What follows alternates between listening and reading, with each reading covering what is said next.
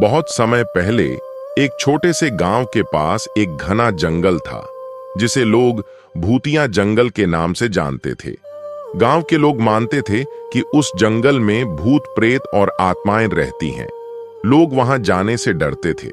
एक दिन गांव का एक युवक राजा ने तय किया कि वह इस रहस्य को सुलझाएगा और जंगल में जाकर देखेगा कि क्या वास्तव में वहां कुछ भूतियां हैं।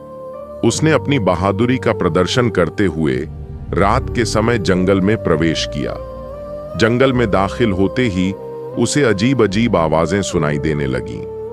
पेड़ों की शाखाएं ऐसे हिल रही थीं जैसे किसी ने उन्हें हिला दिया हो। राजा ने सोचा कि यह उसकी कल्पना हो सकती है, लेकिन फिर भी वह आगे बढ़ता गया।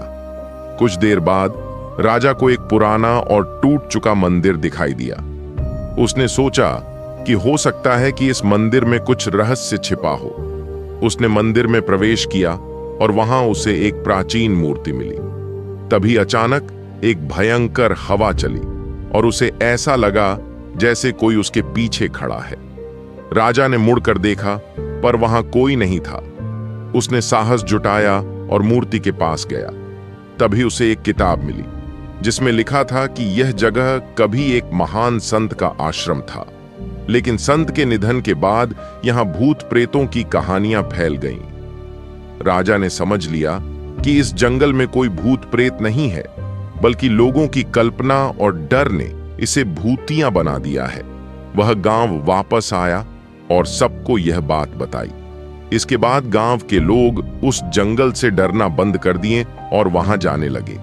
इस तरह राजा ने अपनी बहादुरी और समझदारी से भूतिया जंगल की सच्चाई सबके सामने उजागर की। यह कहानी हमें सिखाती है कि डर केवल हमारी कल्पना का परिणाम हो सकता है और साहस से हम किसी भी डर का सामना कर सकते हैं। क्या आपको अन्य कहानियां भी सुननी हैं?